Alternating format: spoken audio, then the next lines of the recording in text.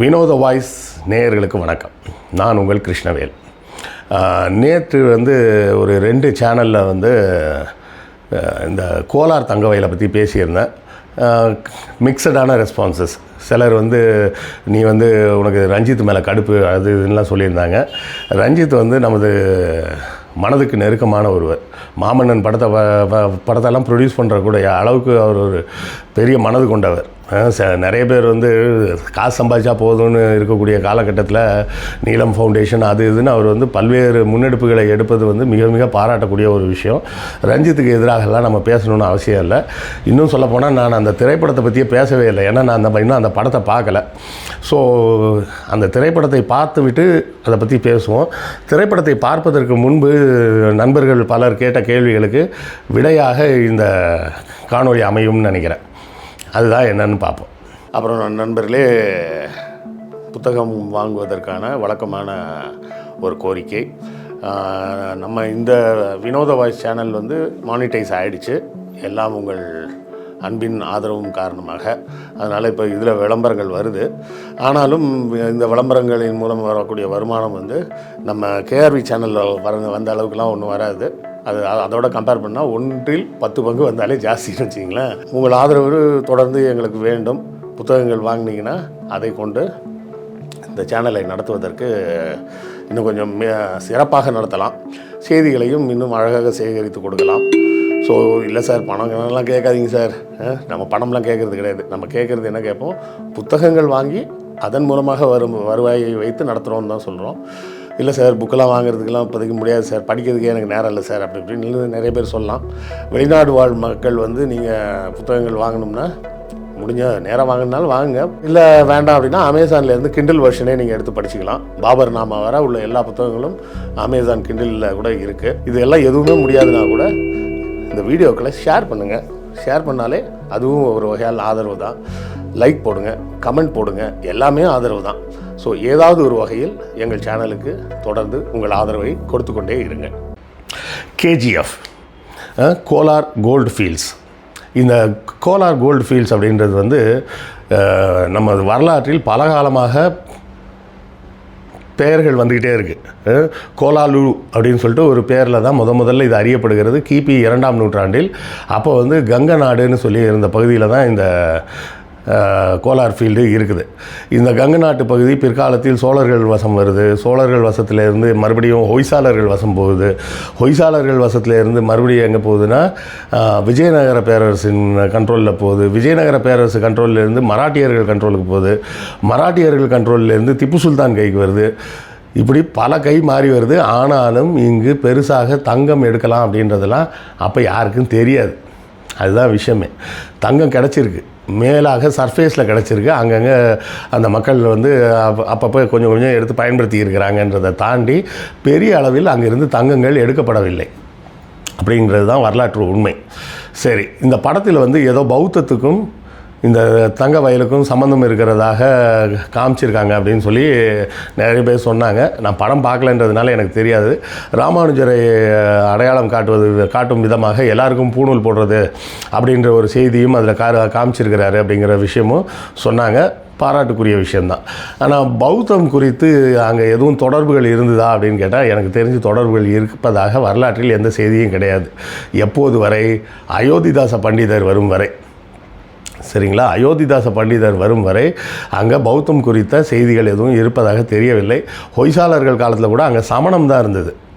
சரியா, சமணம் தான் இருந்ததே தவிர பௌத்தம் இருந்ததாக தெரியவில்லை. பௌத்தம் எங்கே இருந்தது அப்படின்னு சொன்னீங்கன்னா நார்த் ஆர்காட் டிஸ்ட்ரிக்டில் இருந்தது. நம்ம இப்போ சொல்கிறோம்னு வடார்காடு மாவட்டம்னு, அதாவது திருவண்ணாமலை இந்த பகுதியெலாம் இருக்க, இந்த பகுதியில் பௌத்தம் இருந்ததற்கு சான்றுகள் உண்டு. ஸோ அந்த கதையில் வரக்கூடிய மாந்தர்கள் இந்த பகுதியிலேருந்து தான் அங்கே போகிறாங்க அப்படின்னு சொல்லும்போது அவர்கள் பூர்வ பௌத்தர்கள் அப்படிங்கிறதுல மாற்றுக்கிறது நம்ம வச்சுக்க வேண்டிய அவசியம் கிடையாது. பௌத்தர்கள் இருந்தது 2 பாக்கெட் தான் சோழர்கள் காலத்துக்கு பிறகு. ஒன்று வடார்காடு மாவட்டம், இன்னொன்று நாகப்பட்டினத்தை சுற்றி இருந்த பகுதி. நாகப்பட்டினத்தை சுற்றி இருந்த பகுதிகளும் பார்த்திங்கன்னா பிற்காலத்தில் திருமங்கை ஆழ்வார் காலத்திலேயே அந்த புத்த விகாரம் அந்த திருமங்கை ஆழ்வாரால் இடித்து தகர்க்கப்பட்டு அங்கே இருந்த ஒரு தங்க புத்தர் சிலையை திருடி கொண்டு சென்று தான் இன்றைக்கி இருக்கக்கூடிய ஸ்ரீரங்கம் கோயிலை கட்டினார் அப்படிங்கிறது அவங்களோட வைணவ புராணத்திலே இருக்குது. சரியா? சமணர்கள் இருந்த பகுதி வந்து வந்தவாசி சுற்றி இருக்கக்கூடிய பகுதிகளில் சமணர்கள் இருந்தாங்க அப்படிங்கிற செய்திகளும் உறுதி செய்யப்பட்டிருக்கு. இன்றைக்கும் இருக்கிறாங்க. இன்றைக்கும் வந்தவாசியை சுற்றி இருக்கக்கூடிய ஒரு 40 கிராமங்களில் போய் பார்த்திங்கன்னா தமிழ் சமணர்கள், அதாவது ஜெயின்ஸ்னால் மார்வாடி ஜெயின் இல்லை, இவர்கள் பிறப்பால் தமிழர்கள், ஆனால் இன்றைக்கும் சமண மதத்தை பின்பற்றக்கூடியவர்களாகவே இருக்கிறாங்க. இந்த வேலூர், ஆரணி, ஆற்காடு இந்த பகுதிகளில் வந்து பௌத்தர்கள் இருந்ததுக்கு வரலாற்று பூர்வமான சான்றுகள் உண்டு. எனவே அந்த பகுதியிலிருந்து சென்ற மக்கள் வந்து பௌத்த மதத்தை சார்ந்தவர்களாக இருந்தார்னு இவர் படத்தில் எடுத்திருந்தால் அதில் ஒன்றும் தப்புலாம் கிடையாது, ஒரு பிரச்சனையும் கிடையாது, அதெல்லாம் சரிதான். அதே போலவே ஆங்கிலேயர்களை வைத்து தான் தங்கம் எடுப்பதாக படத்தில் வருது அப்படின்னு சொன்னாங்க. அப்போ அந்த செய்தியும் உண்மை தான். ஏன்னா 1799ஆம் ஆண்டு திப்பு சுல்தான் இறந்து போகிறார். அவர் கொல்லப்படுகிறார். இறந்து போகிறாருன்னு சொல்லக்கூடாது, கொல்லப்படுகிறார். அப்போ அவர் கொல்லப்பட்ட போது அவரது கண்ட்ரோலில் இருந்த இந்த பகுதி எல்லாமே ஆங்கிலேயர் வசம் வருது. அப்போ அந்த பகுதிகளை வந்து நாங்கள் மீட்டு தரோன்னு யார்கிட்ட சொல்லியிருக்காங்கன்னா மைசூர் உடையார்கள்ட்ட தான் சொல்கிறாங்க. அப்போ இந்த மைசூர் உடையார்களுக்கு இந்த இடத்த கொடுக்கும்போது எந்த பகுதியை கொடுக்கலாம், எந்த பகுதியை கொடுக்க வேணான்னு சொல்லிட்டு லெஃப்டினன்ட் ஜான் வேரன் அப்படின்னு ஒருத்தரை தான் அனுப்பிச்சு வைக்கிறாங்க. அந்த லெஃப்டினன்ட் ஜான் வேரன் என்ன பண்ணுறாரு, இந்த இடத்தெல்லாம் போய் சர்வே பண்ணுறாரு. சர்வே பண்ணும்போது அங்கே இருக்கக்கூடிய மக்கள் என்ன சொல்கிறாங்கன்னா, இங்கே வந்து அங்கங்கே தங்கம் கிடைக்கும் சார் அப்படின்றாங்க. இவரும் அவங்கள்ட்ட கேட்டு பார்க்குறாரு, அதை வாங்கிலாம் பார்க்குறாரு. பார்த்து அப்போ இந்த பகுதியில் தோண்டுனா தங்கம் கிடைக்கும் போல் அப்படின்னு சொல்லி எக்ஸ்டென்சிவாக அந்த பகுதிகளெல்லாம் பூரா சர்வே எடுத்து அந்த எல்லைகளெல்லாம் மார்க் பண்ணி ஒரு ரிப்போர்ட் சப்மிட் பண்ணுறாரு. எப்போது 1802 சப்மிட் பண்ணுறாரு. அப்போ அதுக்கப்புறம் 1810 வரை யாரும் அதை பற்றி கவலையே படலை. அதுக்கப்புறம் பார்த்திங்கன்னா மைக்கேல் ஃபிட்ஸ்ஜெரால்ட் லோலே அப்படின்னு ஒருத்தர் தான் வர்றார். அவர் இந்த இடத்துல தங்கம் எடுக்கலாமே அப்படின்னு பிளான் பண்ணுறார். அவர் என்ன பண்ணுறாரு, அப்போ மைசூர் அரசாங்கத்துக்கும் கிழக்கிந்திய கம்பெனிக்கும் ஒரு லெட்டர் போட்டு என்ன சொல்கிறாரு, இங்கே நிலக்கரி கிடைக்கும்னு நினைக்கிறேன், நான் நிலக்கரி எடுக்கிறதுக்கு எனக்கு லீஸ்க்கு கொடுங்க அப்படின்னு சொல்லி கேட்டு, நிலக்கரி மற்றும் வேறு எந்த பொருள்கள் பூமிக்கு அடியில் கிடைச்சாலும் எனக்கு தான் அது பயன்படுத்திக்கக்கூடிய உரிமை வேணும் அப்படின்ற மாதிரி லைசன்ஸில் எழுதி வாங்கிக்கிறாரு. அப்புறம் அவரும் பல காலம் தோண்டி பார்க்குறாரு. மரியப்பள்ளம்னு நினைக்கிறேன் அந்த பகுதியில் தான் தோண்ட ஆரம்பிக்கிறாரு. ஆனாலும் ஒன்றும் கிடைக்கல.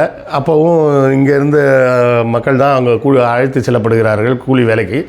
எல்லாம் போகிறாங்க, எல்லாம் தோண்டியும் ஒன்றும் கிடைக்கல. கிட்டத்தட்ட ஒரு 70 ஆண்டுகள் பல்வேறு நபர்கள் தோண்டி பார்க்குறாங்க. ஏன்னா இவர்கிட்ட இந்த மைக்கேல் ஃபிட்ஸ்ஜெரால்ட் என்ன பண்ணுறாங்கன்னா, சென்னையை சார்ந்த மெட்ராஸை சார்ந்த அர்போத்நாட் அப்படின்ற ஒரு கம்பெனி அந்த லீஸை விலைக்கு வாங்கிக்கிறாங்க.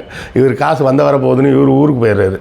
அப்புறமா அதன் பிறகு அவங்க தோண்டி பார்க்குறாங்க, அவங்களாலையும் முடியல. இப்படி பலரும் தோண்டி பார்த்து முடியாத கட்டத்தில் 1879 நியூசிலாண்டிலேருந்து வந்த ஒரு ஐரிஷ்காரர், அவர் பேர் ஜான் டெய்லர்னு பேர். அதாவது நியூசிலாண்டு, ஆஸ்திரேலியா போன்ற பகுதிகளில் ஐரிஷ் நாட்டோட அரசியல் கைதிகளெல்லாம் கொண்டு போய் விட்ருவாங்க. சரியா? அப்போ இவர் கொஞ்ச நாள் கழித்து விடுதலை வாங்கிட்டு அங்கேருந்து திரும்பி இங்கிலாந்து வர்றாரு. இங்கிலாந்துலேருந்து இந்தியாவுக்கு வர்றாரு.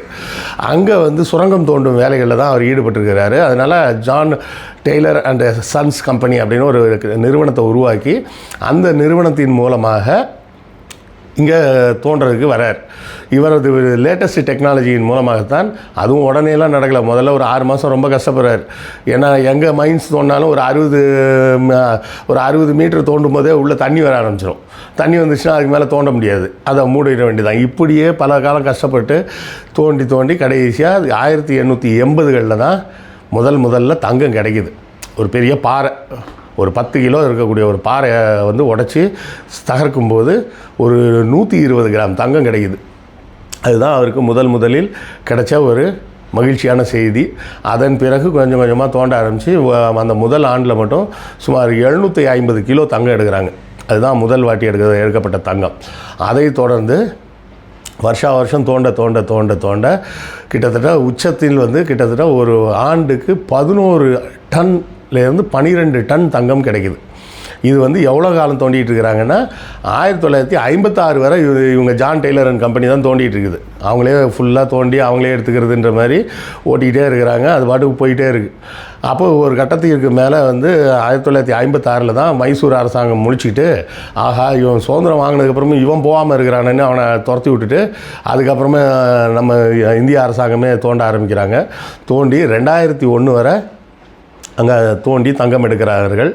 அப்போ 2001 வந்து இதுக்கு மேலே அங்கே தங்கம் இருந்தாலும் தோன்ற செலவு வந்து கிடைக்கக்கூடிய தங்கத்தை விட ஜாஸ்தியாக இருக்குது. அதனால் தோண்ட வேண்டிய அவசியம் இல்லை, வேணாம் விட்டுருவோம் அப்படின்னு சொல்லி விட்டாங்க. அந்த சுரங்கங்கள்லாம் மூடப்பட்டு விட்டது 2001. இந்த படத்தை பற்றி பலர் பல்வேறு விமர்சனங்கள் வைக்கிறாங்க. எனக்கு அது தெரியல, படம் பார்த்தா தான் தெரியும். ஒரு நண்பர் வேறு சொன்னார், மேஜிக்கல் ரியாலிசம்னு சொல்லிட்டு ஒரு கான்செப்டில் எடுத்துருக்கிறாரு சார் அப்படின்னு. அந்த கான்செப்டில் எடுத்துருக்கிறாருன்னா உண்மையிலே ரொம்ப தைரியம் வேணும்.